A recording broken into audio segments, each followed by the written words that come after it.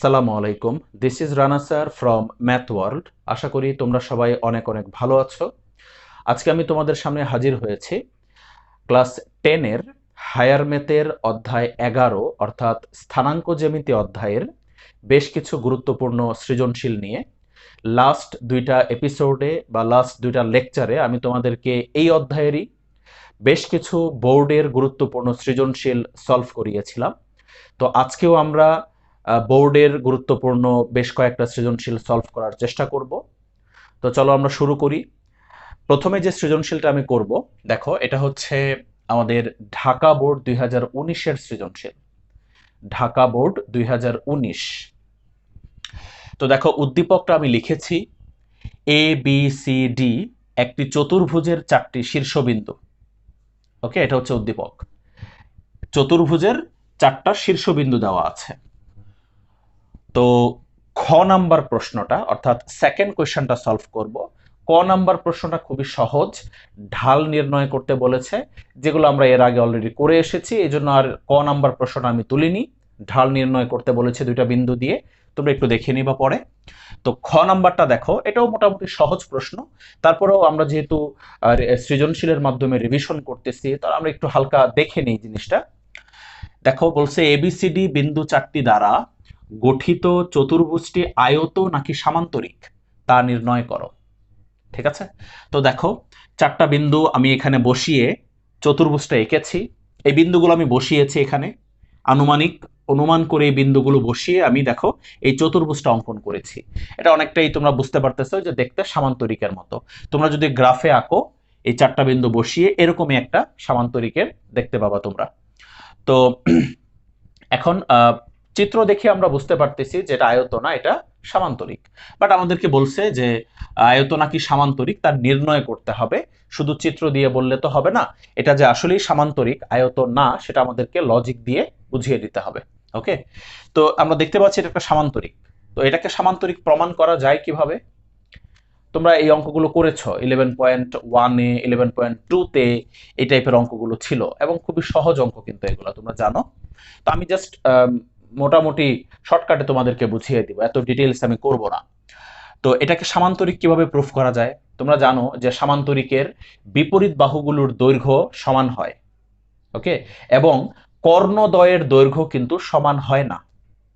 বিপরীত বাহুদ্বয়ের দৈর্ঘ্য সমান হয় কিন্তু কর্ণদ্বয়ের দৈর্ঘ্য সমান হয় না। ওকে, সামান্তরিকের। আর আয়তর বিপরীত বাহুগুলোর দৈর্ঘ্যও সমান হয় এবং কর্ণদ্বয়ের দৈর্ঘ্যও কি হয়? সমান হয়, এটা তোমরা জানো। তো এটাকে যদি সামান্তরিক প্রুফ করতে চাই তাহলে বিপরীত বাহুগুলোর দৈর্ঘ্য সমান দেখাইতে হবে, এরপরে কর্ণদ্বয়ের দৈর্ঘ্য অসমান দেখাইতে হবে, তাহলে এটা সামান্তরিক প্রমাণিত হয়ে যাবে। তো চলো আমরা বিপরীত বাহুগুলোর দৈর্ঘ্য বের করবো না, আমি জাস্ট তোমাদেরকে মোটামুটি দেখিয়ে দেবো যাতে তোমরা নিজেরাই করে ফেলতে পারো। তো বিপরীত বাহু কোনটা কোনটা দেখো, এডি আর বিসি। ওকে, তাহলে এডি আর বিসির দৈর্ঘ্য বের করবা। এডি কোন সূত্র দিয়ে দৈর্ঘ্য বের করবা? এই যে এই সূত্র দিয়ে দৈর্ঘ্য বের করবা, x1 minus x2 whole square plus y1 minus y2 whole square, এত একক। আমি জাস্ট সূত্রটা লিখে দিলাম, তোমরা এই সূত্রটা লিখো না, ডাইরেক্ট মান বসায় দিবা। ঠিক আছে, কোন দুইটা বিন্দু দিয়ে বের করবা? এ বিন্দু আর ডি বিন্দু দিয়ে। এ বিন্দু আর ডি বিন্দু দিয়ে অর্থাৎ এটা আর এই বিন্দু দিয়ে এই সূত্রের মধ্যে বসিয়ে এডির দৈর্ঘ্য বের করে ফেলবা। ওকে, একইভাবে এডির দৈর্ঘ্য, আচ্ছা একইভাবে বিসির দৈর্ঘ্য সেম সূত্র দিয়ে বের করে ফেলবা। একই সূত্র দিয়ে বিসির দৈর্ঘ্য বের করে ফেলবা এবং দেখবা যে এডির দৈর্ঘ্য যা আসবে বিসির দৈর্ঘ্য তাই আসবে। ওকে, এডির দৈর্ঘ্য যা পাওয়া যাবে দেখবা বিসির দৈর্ঘ্য তাই পাওয়া যাবে। যদি না পাওয়া যায় বুঝবা যে তোমার ক্যালকুলেশনে কোথাও ভুল হয়েছে। বুঝতে পেরেছো? তাহলে আমরা এই দুটা বিপরীত বাহুর দৈর্ঘ্য বের করলাম, বের করে তোমরা দেখো যে এই দুটা সমান আসবে। ওকে, আচ্ছা তারপর আমরা কি করব? তারপর আমরা কোন দুইটা বিপরীত বাহু বের করব? এবি আর ডিসি। ওকে, একইভাবে আগের সূত্র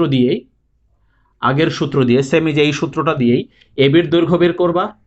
ঠিক আছে, তারপর ডিসি এবির দৈর্ঘ্য বের করার পর ডিসির দৈর্ঘ্য বের করবা।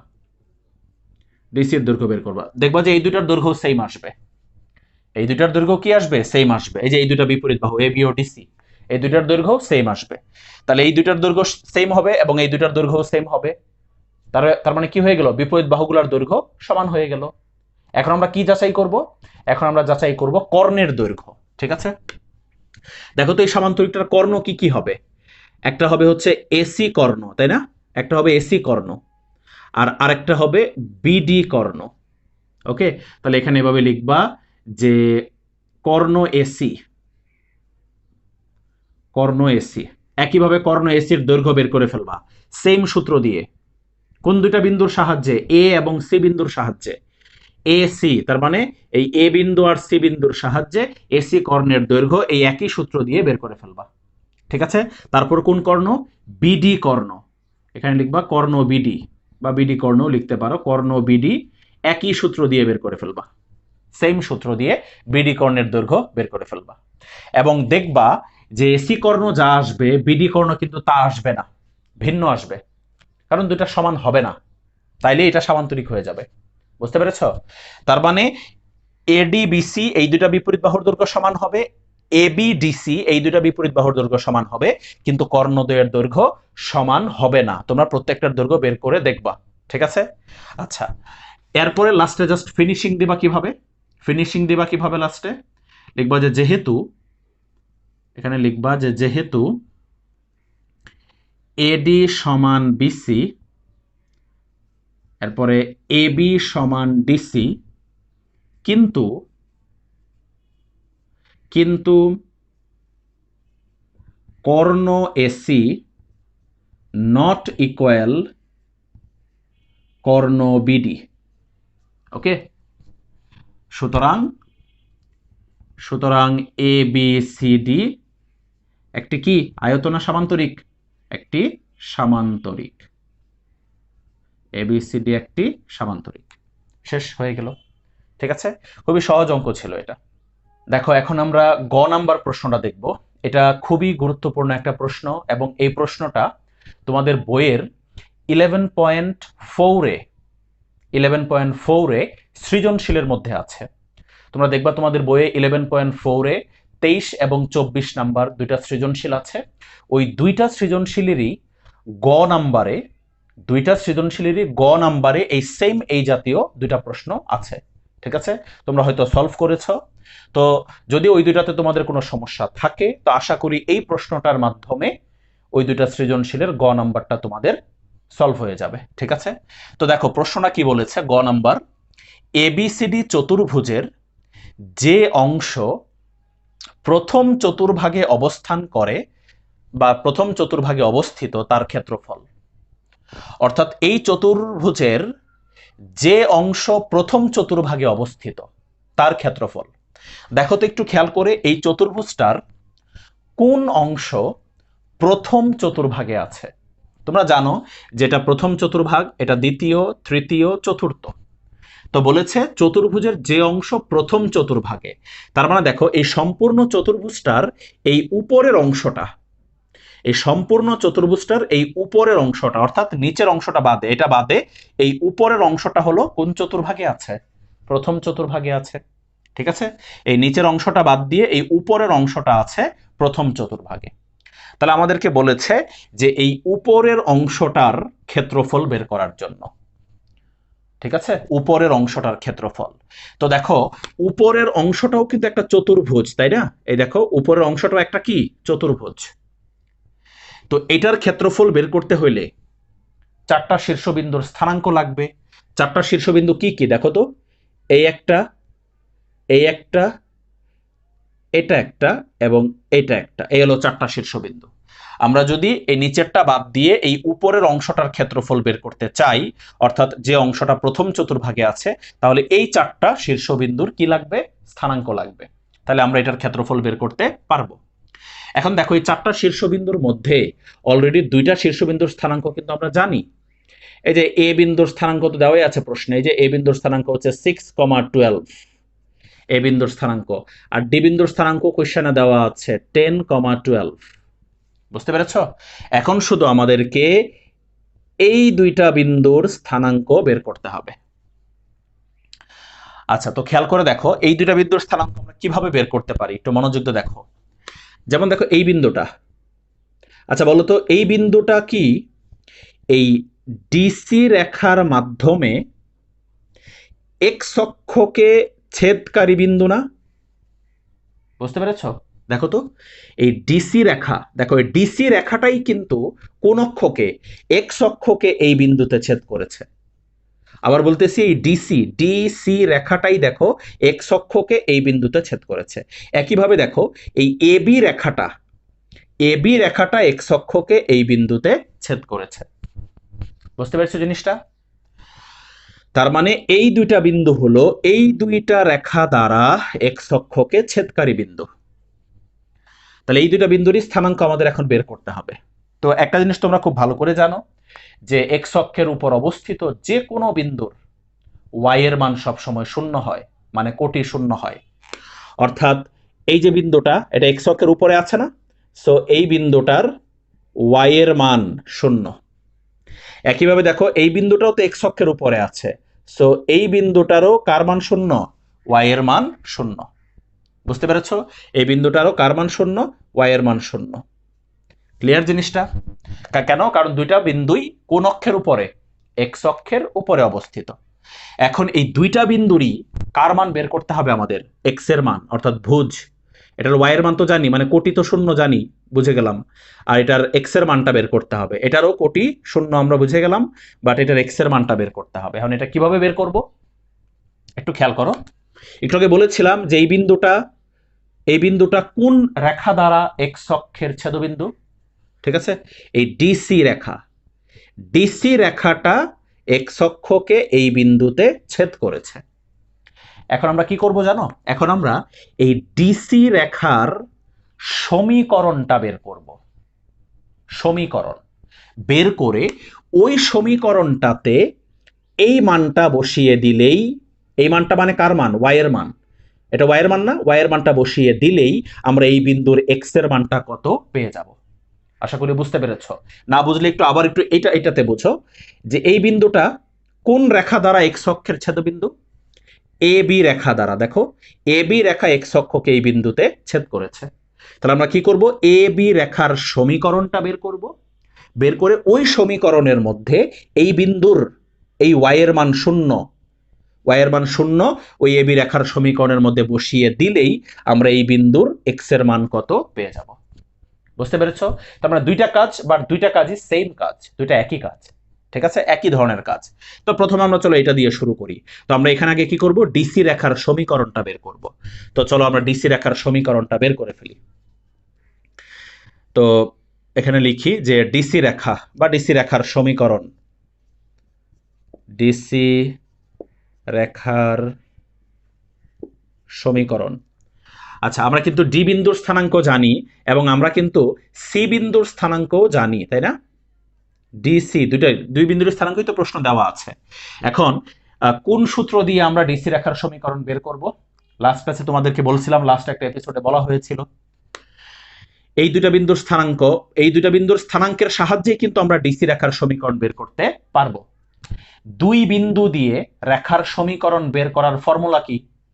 এর আগের এপিসোডে বলেছিলাম কিন্তু দুই বিন্দু দিয়ে রেখার সমীকরণ বের করার formula x minus x one divided by x one minus x two equal y minus y one divided by y one minus y two. এটা হচ্ছে দুইটা বিন্দু দিয়ে যে কোনো রেখার সমীকরণ বের করার সূত্র।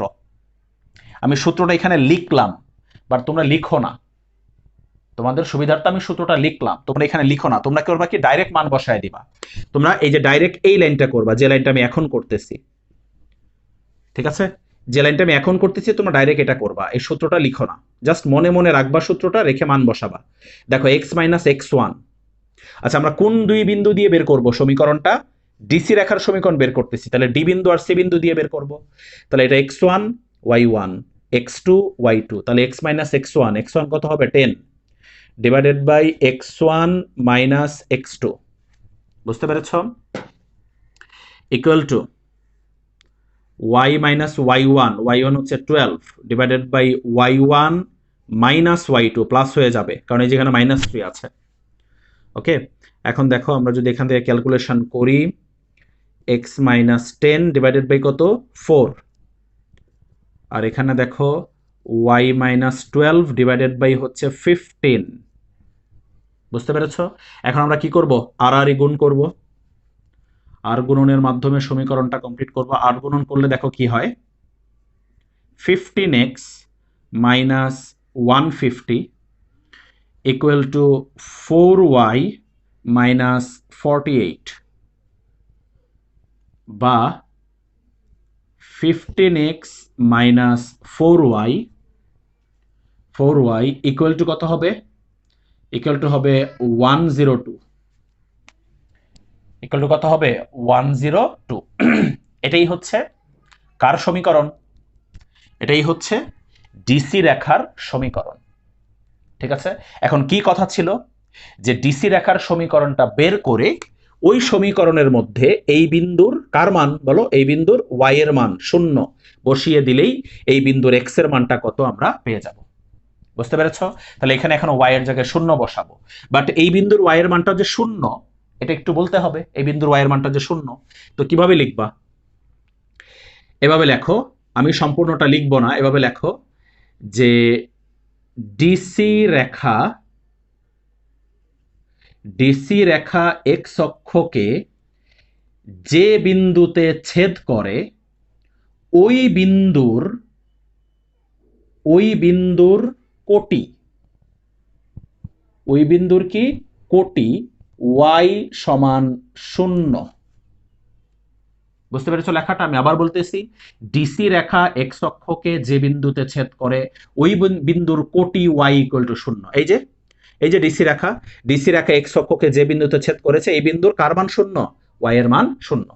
এবার এই y এর মান 0 এখানে বসিয়ে দেব আমরা। তাহলে 15x minus 4 into 0 equal to 102, বা 15x ইকুয়াল টু 102, বা x ইকুয়াল টু 102/15। তাহলে x এর ভ্যালু আমরা কত পাবো? 2 দিয়ে ডিভাইড 3 দিয়ে কাটাকাটি করলে নিচে হবে 5, আর এখানে 3 দিয়ে কাটাকাটি করলে 34 হবে 3 দিয়ে কাটাকাটি করলে। 3 3 9 12, হ্যাঁ 34। তাহলে এটা হচ্ছে এক্স এর মান। আর এক্স এর মান মানে কি? এক্স এর মান মানে হচ্ছে এই যে এই বিন্দুটার এক্স এর মান, অর্থাৎ এই বিন্দুটার এক্স এর মান হচ্ছে 34/5। বুঝতে পেরেছো জিনিসটা? তাহলে একটা বিন্দুর কাজ কিন্তু হয়ে গেছে। তো এখানে লাস্ট একটা ফিনিশিং লাইন দিতে হবে। কি ফিনিশিং লাইন? লিখবা যে সুতরাং ডিসি রেখা এক্স অক্ষকে যে বিন্দুতে ছেদ করে ওই বিন্দুর স্থানাঙ্ক। বুঝতে পেরেছো কথা? কি বলেছি? ডিসি রেখা এক্স অক্ষকে যে বিন্দুতে ছেদ করে ওই বিন্দুর স্থানাঙ্ক। ওই বিন্দুর স্থানাঙ্ক লিখে কি লিখবা? 34/5, 0। বুঝতে পেরেছো জিনিসটা? অর্থাৎ এই বিন্দুটার কথা বললাম। তাহলে এই একটা বিন্দুর কাজ কিন্তু হয়ে গেল। এবার যে প্রসেসে আমরা এই বিন্দুর স্থানাঙ্ক বের করেছি একই প্রসেসে কিন্তু আমরা এই বিন্দুরও স্থানাঙ্ক বের করব। এই বিন্দুর জন্য ডিসি রেখার সমীকরণ বের করেছিলাম, তাহলে এই বিন্দুর জন্য এখন আমরা কি করব বলো? এবি রেখার সমীকরণ বের করব। ঠিক আছে, তো চলো আমরা এখন এবি রেখার সমীকরণটা বের করে ফেলি। দেখো, আমি শর্টকাটে এখানে ডিসির জায়গায় এবি লিখে দিলাম। এবি রেখার সমীকরণ সূত্র তো এটাই হবে, সূত্র কিন্তু এটাই হবে। ঠিক আছে, সূত্র আমি একটু আগে বলেছিলাম যে সূত্রটা কিন্তু লিখো না তোমরা, আমি মুছে দিলাম। সূত্রটা কিন্তু লিখো না, সূত্রটা লেখা যাবে না। আচ্ছা, বি বিন্দুর স্থানাঙ্ক কি? বি বিন্দুর স্থানাঙ্কটা হলো ওই যে দেওয়া আছে 2, -3। এবার আমি এখন সূত্রটা না লিখে মান বসাচ্ছি। উপরে কি? x - x1 এ বি, কিন্তু এই যে এ, এই যে B, x1 y1 x2 y2। তাহলে x - x1 হচ্ছে 6 divided by x1 - x2 equal to y - y1 হচ্ছে 12 ডিভাইডেড বাই y1 - y2। ঠিক আছে, বা তাহলে দেখো x - 6 ডিভাইডেড বাই 4, আর এখানে y - 12 ডিভাইডেড বাই 15। ঠিক আগের মতো আর গুণ করলে 15x - 90 ইকুয়াল টু 4y - 48। তাহলে 15x - 4y ইকুয়াল টু কি হবে? 90 কে ওই পাশে নিয়ে গেলে 48 48 প্লাস 90, 48 প্লাস 90, তাহলে কত হবে? 48 প্লাস 90 মাইনাস 48 প্লাস 90,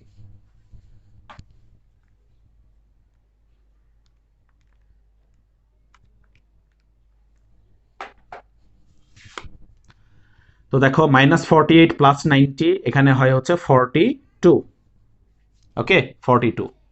তাহলে এটাই হচ্ছে কার? এটাই হচ্ছে এবি রেখার সমীকরণ, তাই না? এটাই হচ্ছে কার সমীকরণ বলো? এটা হলো এবি রেখার সমীকরণ। তো এটা যদি এবি রেখার সমীকরণ হয়, এখন কি করব আমরা? সেম আগেরটার মতোই তো, এই এবি রেখার সমীকরণের মধ্যে এই বিন্দুর কার মান? ওয়াই এর মান 0 বসিয়ে দিব, ঠিক আছে? তাহলে এখানে কথাটা কি হবে এখন? সেই আগের মতোই কিন্তু একদম হুবহু। কথাটা কি লিখব? আমরা এখানে কথাটা লিখব এভাবে যে এবি রেখা এক্স অক্ষকে যে বিন্দুতে ছেদ করে ওই বিন্দুর কোটি, ওয়াই ইকুয়াল টু 0, ঠিক আছে? এবার সুতরাং এই সমীকরণের মধ্যে ওয়াই এর জায়গায় 0 বসিয়ে দিব আমরা। ওয়াই এর জায়গায় 0 বসিয়ে দিলে 15x minus 4 into 0 equal to 42, বা 15x equal to 42, x equal to হবে 14/5 হবে। আমি একবারে লিখে দিলাম, 3 দিয়ে কাটাকাটি করলে 14/5 হবে। তাহলে এটাই হচ্ছে এই যে এই বিন্দুর x এর মান 14/5, এই বিন্দুর x এর মান 14/5। এখন নিচে ফিনিশিং লাইনটা কি হবে এটার জন্য? ফিনিশিং লাইনটা হবে সুতরাং এবি রেখা x অক্ষকে যে বিন্দুতে ছেদ করে ওই বিন্দুর স্থানাঙ্ক 14/5, 0, ওকে? তাহলে ওই বিন্দুর স্থানাঙ্ক বের হয়ে গেল। তাহলে এখন কি আমরা এই চতুর্ভাগ মানে এই উপরের প্রথম চতুর্ভাগের যে অংশটা, এই অংশটার ক্ষেত্রফলকে এখন বের করতে পারবো না? তো আশা করি খুব ভালো করে তোমরা বুঝতে পেরেছো যে এই দুটো বিন্দুর স্থানাঙ্ক কিভাবে বের করতে হবে, ঠিক আছে? তো এখন আমরা এই নিচের অংশটা বাদে এই উপরের যে অংশটা, এই অংশটার কি বের করে ফেলবো? ক্ষেত্রফল বের করে ফেলবো। তো চলো আমরা ক্ষেত্রফল বের করি এখন। দেখো ক্ষেত্রফল যদি বের করতে চাই তাহলে আমরা লিখবো কিভাবে? এখানে কথাটা কি হবে? কথাটা হবে প্রশ্নের কথাটা, এই যে এটা এবিসিডি চতুর্ভুজের যে অংশ প্রথম চতুর্ভাগে অবস্থিত তার ক্ষেত্রফল, ঠিক আছে? আমি লিখলাম না এবিসিডি চতুর্ভুজের যে অংশ প্রথম চতুর্ভাগে অবস্থিত তার ক্ষেত্রফল, একদম এই হুবহু প্রশ্নের কথাটা লিখবা। লিখে এখানে সমান চিহ্ন দিয়ে আমরা ক্ষেত্রফল বের করি। অ্যান্টি ক্লকওয়াইজ বিন্দুগুলো বসাবো, অ্যান্টি ক্লকওয়াইজ। প্রথমে বসালাম এ বিন্দু 6, 12, ওকে? তারপর এটার পরে অ্যান্টি ক্লকওয়াইজ কোনটা আসবে? এই বিন্দুটা, অর্থাৎ 14/5, 0। তারপর অ্যান্টি ক্লকওয়াইজ আসবে এই বিন্দুটা 34/5, 0। তারপর অ্যান্টি ক্লকওয়াইজ আসবে 10, 12। তারপর আবার হবে 6, 12। বুঝতে পেরেছ? এত বর্গ একক। দেখো এখন এখান থেকে যদি আমরা ক্যালকুলেশন যদি আমরা এখান থেকে করি, এই দুটার গুণফল 0, এই দুটার গুণফল 0, এই দুটার গুণফল কত? এই দুটার গুণফল একটু ক্যালকুলেটর দিয়ে দেখো, 34-এর সাথে 12 গুণ হবে, ওকে? 34-এর সাথে যদি আমরা 12 গুণ করি তাহলে আসবে হলো 408/5, ওকে? আবার এই দুটার গুণফল হচ্ছে 120, ক্লিয়ার? মাইনাস আবার দেখো এই দুটার গুণফল কত? 12-র সাথে 14 গুণ, 12 ইন্টু 14, 168/5, 168/5 প্লাস এই দুটার গুণফল কত? 0। এই দুটার গুণফল কত? 0। আর এই দুটার গুণফল হচ্ছে 6, 12, 72, এই এত বর্গ একক। এখন সম্পূর্ণ ক্যালকুলেশনটাই তুমি ক্যালকুলেটরের সাহায্যে করে ফেলবা। তো দেখো আমি এই পুরাটা একবারে ক্যালকুলেটর দিয়ে করে ফেলেছি। এখানে 1/2 ইন্টু 96 থাকে, ওকে? এত বর্গ একক, তার মানে 48 বর্গ একক হবে এই উপরের চতুর্ভুজটার ক্ষেত্রফল, ঠিক আছে, আশা করি খুব ভালো করে এই অঙ্কটা তোমরা বুঝেছো। দেখো এখন আমরা আরেকটা গুরুত্বপূর্ণ সৃজনশীল দেখব। এই সৃজনশীলটা হচ্ছে বরিশাল বোর্ড 2019-এর সৃজনশীল। বরিশাল বোর্ড 2019। দেখো উদ্দীপকটা আমি লিখেছি যে এত একটি রেখা এবং এ x Y R B A B দুইটি বিন্দু। প্রথম প্রশ্ন, প্রদত্ত রেখাটির ঢাল কত? অর্থাৎ তোমাকে এই রেখাটির ঢাল বের করতে বলেছে। ঠিক আছে, তো এরকম অঙ্ক কিন্তু এর আগের এপিসোড আমরা করেছি যে সরল রেখার সমীকরণ থেকে কিভাবে তার ঢাল বের করতে হয়। সূত্রটা কি ছিল আশা করি তোমাদের মনে আছে, যে y equal to mx plus c, এটা ছিল সূত্র। সরল রেখার সমীকরণ থেকে ঢাল বের করার সূত্র। x এর সহগটাই হচ্ছে কি ঢাল, তাই না? x এর সহগটাই হচ্ছে ঢাল। তাহলে চলো আমরা প্রদত্ত রেখাটা লিখি আগে, তারপরে তার ঢালটা বের করে ফেলি। দেওয়া আছে 3x minus 2y equal to 6। তো এখান থেকে কি করব, এই সমীকরণটাকে আমরা এই ফরম্যাটে নিয়ে যাব, অর্থাৎ এখান থেকে y এর ভ্যালুটা আমরা বের করব। তাহলে দেখো এখান থেকে আমরা লিখতে পারি 3x minus 6 equal to 2y। ঠিক আছে, তাহলে বলো বা y ইকুয়াল টু কি হবে, y ইকুয়াল টু 2 দিয়ে দুইটা কি ভাগ হবে, 2 দিয়ে এই দুইটাকে ভাগ করলে কি আসবে, 3/2x মাইনাস 3। বুঝতে পেরেছ? তাহলে এখন এটাকে এটার সাথে কম্পেয়ার করো, এক্স এর সহগটাই হচ্ছে ঢাল, তাহলে এখানে এক্স এর সহগ কত আসছে, 3/2। তাহলে সুতরাং প্রদত্ত রেখার ঢাল কত বের হয়েছে, 3/2। আর এই সি, সি এর পরিচয় তোমাদের জানা আছে, এর আগের এপিসোডে আমি তোমাদেরকে বলেছিলাম। তাহলে এটাই হচ্ছে এটার ক নাম্বার প্রশ্ন। দেখো এটার খ নাম্বার প্রশ্নটা, এটাও মোটামুটি গুরুত্বপূর্ণ একটা প্রশ্ন। দেখো বলেছে প্রদত্ত রেখার সমান ঢাল বিশিষ্ট, অর্থাৎ এই প্রদত্ত রেখার ঢাল যা ছিল ওই ঢাল বিশিষ্ট কত বের হয়েছিল, একটু আগে ক নাম্বারে ঢালটা কত বের করেছিলাম আমরা, 3/2 বের করেছিলাম। ঠিক আছে, আচ্ছা, তো প্রদত্ত রেখার সমান ঢাল বিশিষ্ট এবং সি বিন্দুগামী, অর্থাৎ এই বিন্দুগামী রেখার সমীকরণ নির্ণয় করে রেখাটি দ্বারা ওয়াই অক্ষের ছেদবিন্দু নির্ণয় করো। তো প্রশ্নের কিন্তু দুইটা অংশ হয়ে গেল, তাই না? একটা হচ্ছে এই প্রদত্ত রেখার ঢাল বিশিষ্ট ও সি বিন্দুগামী রেখার সমীকরণ নির্ণয় করে, তাহলে আগে আমরা রেখার সমীকরণটা বের করতে হবে আগে। কোন রেখার সমীকরণটা, সি বিন্দুগামী আর প্রদত্ত রেখার সমান ঢাল বিশিষ্ট। তো চলো আমরা লিখে ফেলি। প্রথমে আমরা লিখে ফেলবো যে ক নং হতে পাই প্রদত্ত রেখার ঢাল, প্রদত্ত রেখার ঢাল কত বের করেছিলাম, 3/2। এবার বলেছে এই ঢাল বিশিষ্ট সি বিন্দুগামী রেখা, সি বিন্দুগামী রেখা, এই ঢাল বিশিষ্ট সি বিন্দুগামী রেখার সমীকরণ। ঠিক আছে, আচ্ছা, তো এখন একটা জিনিস দেখো তো, এই সূত্রটার সাথে তোমরা হয়তো পরিচিত, y minus y1 m into x minus x1। দেখো তো এই সূত্রটা আগে দেখেছো কিনা, 11.4 চ্যাপ্টার তোমরা যদি করে থাকো, 11.4 চ্যাপ্টার যদি তোমরা করে থাকো, তাহলে অবশ্যই আমি আশা করি এই সূত্রটার সাথে তোমরা পরিচিত। এর কারণ হচ্ছে 11.4-এ এই সূত্রের অঙ্ক কিন্তু আছে, 11.4-এ কিন্তু এই ফর্মুলার অঙ্ক আছে।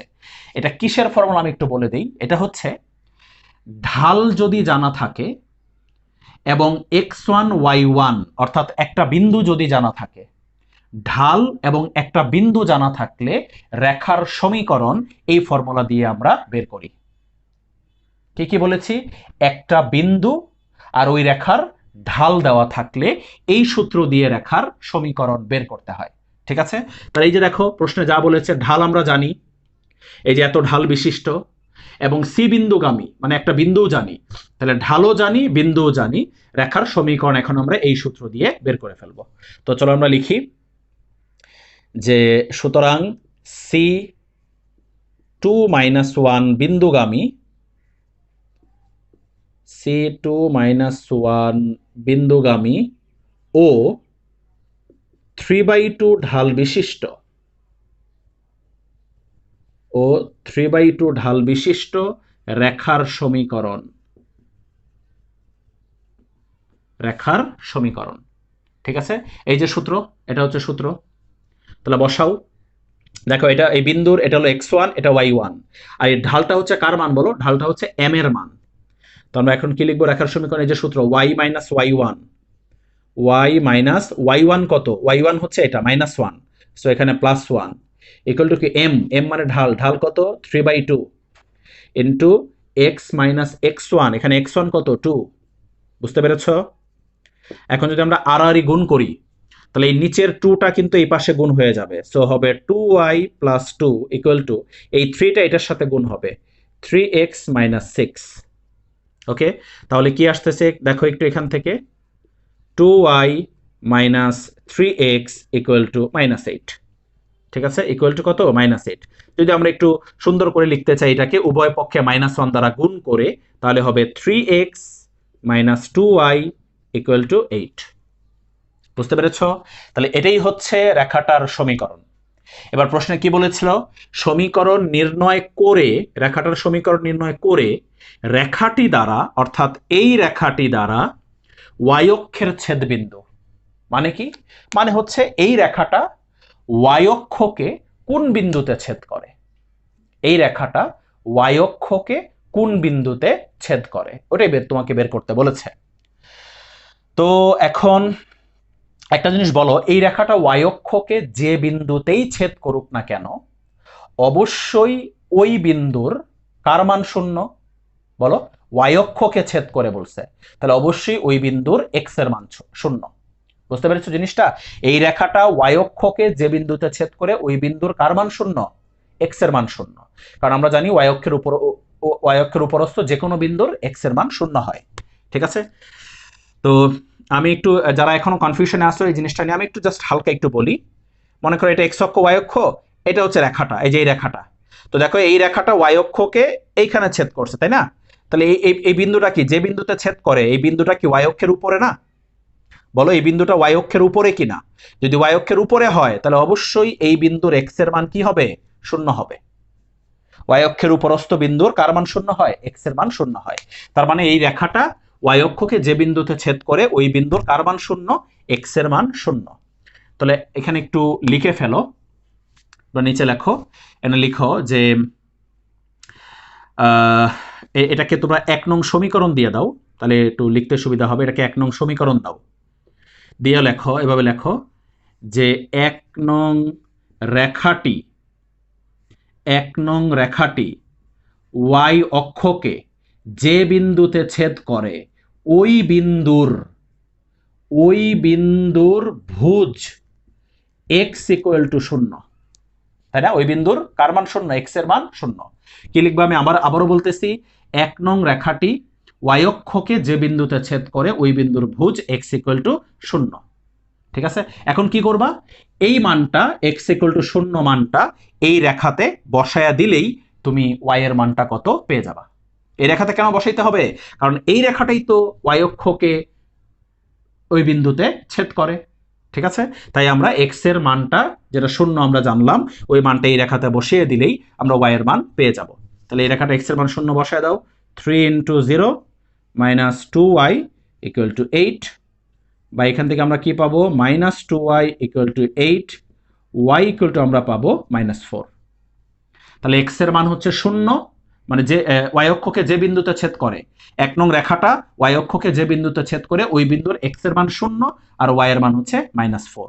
এখন এখানে লেখো যে সুতরাং 1 নং রেখাটি ওয়াই অক্ষকে যে বিন্দুতে ছেদ করে ওই বিন্দুর স্থানাঙ্ক এক্স এর মান 0, ওয়াই এর মান -4। বুঝতে পেরেছ? কি লিখবো আবারও বলতেছি, 1 নং রেখাটি ওয়াই অক্ষকে যে বিন্দুতে ছেদ করে ওই বিন্দুর স্থানাঙ্ক 0, -4। ক্লিয়ার? তাহলে এটা ছিল আমাদের এই সৃজনশীলের খ নাম্বার। তো দেখো এখন আমরা যে প্রশ্নটা দেখব এই সৃজনশীলের গ নাম্বারটা, এটা আসলে একটা সূত্রের প্রমাণ। এটা একটা সূত্রের প্রমাণ। দেখো একটু বলছে, প্রমাণ করো যে এ বি এর দৈর্ঘ্য এত। এই দেখো, এ বিন্দু দেওয়া আছে উদ্দীপকে, বি বিন্দু দেওয়া আছে উদ্দীপকে। তো এ বি এর দৈর্ঘ্য, এই সূত্রটা কিন্তু আমরা পড়েছি। দেখো এটা কোন সূত্রটা, আসলে এটা হচ্ছে আসলে এই সূত্রটা, x1 - x2 whole square plus y1 - y2 whole square. দেখো এই সূত্রটা কিন্তু, দেখো এই যে এ বিন্দু, এটা x1, এটা y1, এটা x2, এটা y2, তাহলে এটার সাথে এটা মিলাও। দেখো x1 - x2 whole square plus y1 - y2 whole square. ঠিক আছে, তাহলে এটা কিন্তু হুবহু এই সূত্রটাই। তাহলে আমাদেরকে এখানে এই সূত্রের প্রমাণটা করতে হবে। এই সূত্রের কি করতে হবে? প্রমাণ। তাহলে আমরা যে সূত্রটা দিয়ে এতদিন অনেক অঙ্ক করে এসেছি, আজকে আমরা সেই সূত্রটার প্রমাণ দেখব। ঠিক আছে, দেখো এখানে তো ওরা এক্স ওয়াই এবং এ বি বলে দিয়েছে। এই দুইটা বিন্দু না দিয়ে কিন্তু নর্মালি এটা x1 এটা y1 দিতে পারে, এটা x2 এটা y2 ও দিতে পারে। বুঝতে পেরেছো কথা? মানে যে সূত্রটা আমাদের মুখস্থ সূত্র, ওই সূত্র অনুসারেও কিন্তু দুইটা বিন্দুর স্থানাঙ্ক দিয়ে দিতে পারে। এটা x1 এটা y1 এটা x2 এটা y2 এরকম দিয়ে দিলে তখন আমাদের এখানে ওই সূত্রটাই কিন্তু হবে হুবহু। বাট এখানে x1 y1 x2 y2 না দিয়ে ওরা দিয়েছে xy আর ab দিয়েছে। তাহলে যা দিয়েছে তা দিয়ে আমরা প্রমাণটা করব। ঠিক আছে, তাহলে এই প্রমাণটা আসলে 11.1 মানে 11.1 যে চ্যাপ্টারের যে সূত্র, এটা তো ওই চ্যাপ্টারের সূত্র, তাই না? তো এটা আসলে ওখানেই প্রমাণটা করানো হয়। ওই চ্যাপ্টারটা যখন করা হয় তখনই ওই প্রমাণটা কিন্তু করা হয় আমাদের। তো কারো যদি ওখানে না করা থাকে প্রমাণটা, বা আমি যদি না করিয়ে থাকি, তাহলে আজকে এই সূত্রের প্রমাণটা করব। একটু মনোযোগ দিয়ে খেয়াল করো। তো এটা কিন্তু সূত্রের প্রমাণ, আমি বারবার বলে নিচ্ছি। দুইটা বিন্দু, এই দুইটা বিন্দুর মানে এ বি এর দৈর্ঘ্য বা এই দুইটা বিন্দুর দূরত্ব বের করতে বলতেছে। তো আমরা এখানে দেখো প্রথমে একটু চিত্রটা এঁকে ফেলি। এ বিন্দু, সাপোজ এটা হলো এ বিন্দু। ওকে, মনে করো এটা হলো এ বিন্দু, এটা স্থানাঙ্ক হলো এক্স ওয়াই। আর এটা মনে করো বি বিন্দু, এটা হলো বি বিন্দু এ বি। তুমি এই দুটো বিন্দু তোমার ইচ্ছা মতো যে কোনো ভাবে নিতে পারো। আমি এখানে এ নিয়েছি, ওখানে বি নিয়েছি, তুমি এখানে বি ওখানে এ নিতে পারো, নো প্রবলেম।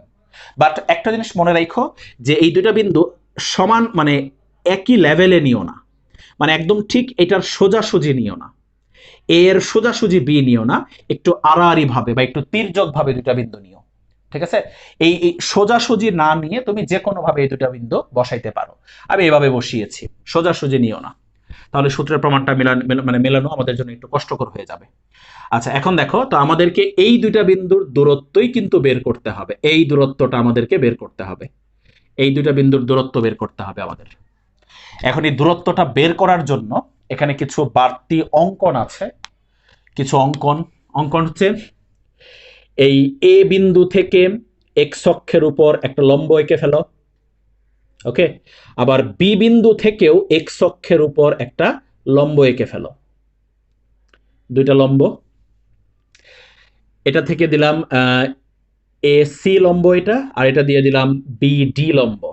আরেকটা লম্ব আঁকতে হবে, সেটা হচ্ছে এই এ বিন্দু থেকে বিডির উপর, এ বিন্দু থেকে বিডি রেখার উপর একটা লম্ব আঁকতে হবে। সাপোজ এটাকে দিলাম এ ই লম্ব। বুঝতে পেরেছো কি জিনিসটা? তিনটা লম্ব এঁকেছি আমরা টোটাল, একটা এ থেকে, একটা বি থেকে, আর একটা হচ্ছে এই এ থেকে বিডির উপর। তিনটা লম্ব এঁকেছি টোটাল প্রমাণ করার জন্য।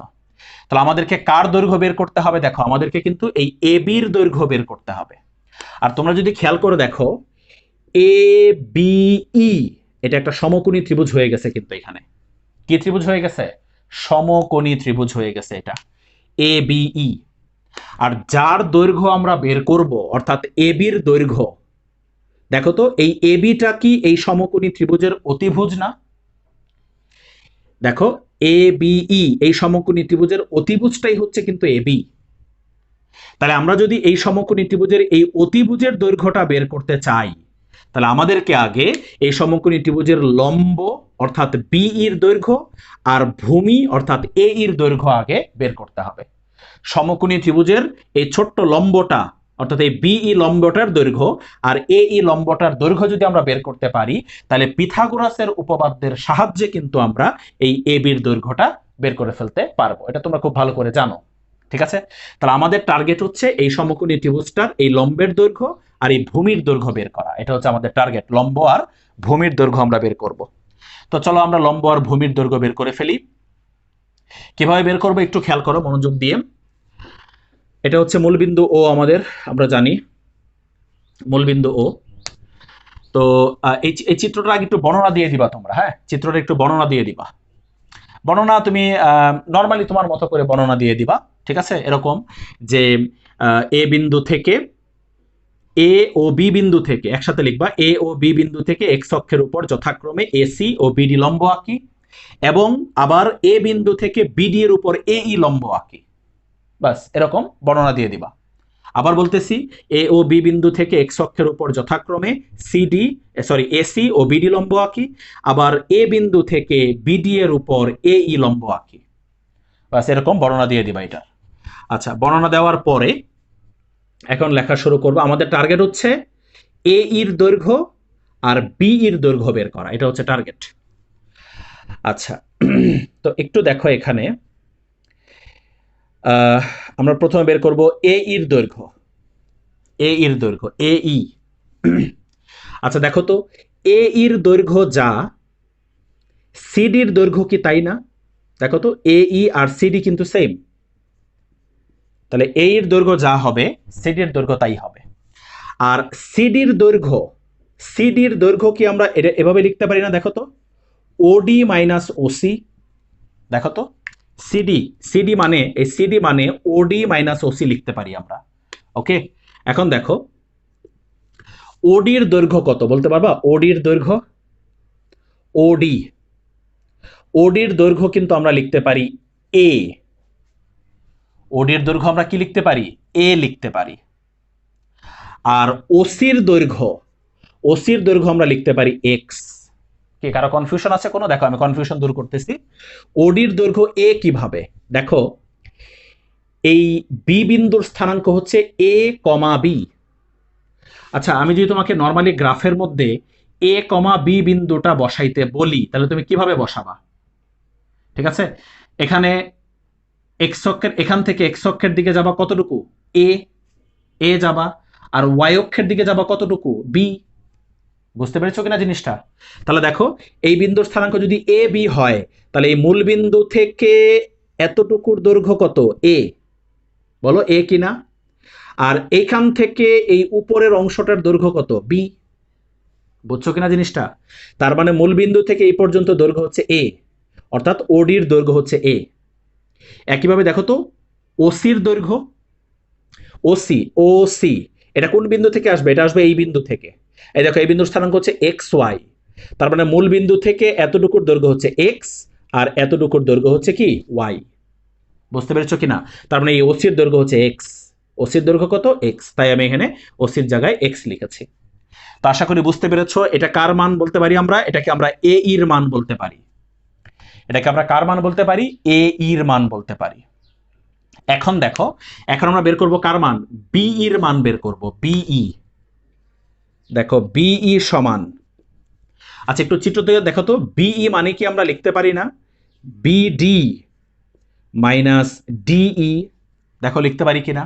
বিই, এই যে এটা বিই সমান আমরা লিখতে পারি বিডি মাইনাস ডিই। আশা করি বুঝতে পেরেছ।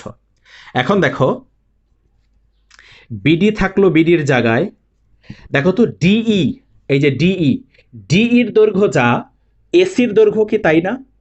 দেখো তো, ডিই মানে কি এসি না? তাহলে ডিই মানে আমরা কি লিখতে পারি? এসি লিখতে পারি। এখন মান বসাও। বিডি, বলো বিডির দৈর্ঘ্য কত? এই যে বিডির দৈর্ঘ্য আমরা লিখতে পারি বি। বিডির দৈর্ঘ্য কি লিখতে পারি? বি লিখতে পারি। কিভাবে বি? ওই যে আগের মতো, এই বিন্দুর স্থানাঙ্ক কি? A B. তার মানে এখান থেকে এতটুকুর দৈর্ঘ্য এ, আর এইটুকুর দৈর্ঘ্য কত? বি। ওকে, তারপরে এইটুকু মানে কি? বিডির দৈর্ঘ্য হচ্ছে বি মাইনাস কি? এসি। এসি কোনটা? এসি অংশ হচ্ছে এটা, এই যে এটার দৈর্ঘ্য কত? এটার দৈর্ঘ্য হচ্ছে ওয়াই। এটার দৈর্ঘ্য কত? ওয়াই। কিভাবে? এক্স ওয়াই, অর্থাৎ এতটুকু এক্স আর এতটুকু হচ্ছে ওয়াই। তার মানে এটা কার মান? বি মাইনাস ওয়াই, এটা হচ্ছে বি এর মান। তাহলে খেয়াল করে দেখো তো, আমরা কি এই উপরের সমকোণী ত্রিভুজটার ভূমি এ এর মান বের করে ফেলেছি, এ মাইনাস এক্স, আর লম্ব বি এর মান বের করে ফেলেছি বি মাইনাস ওয়াই।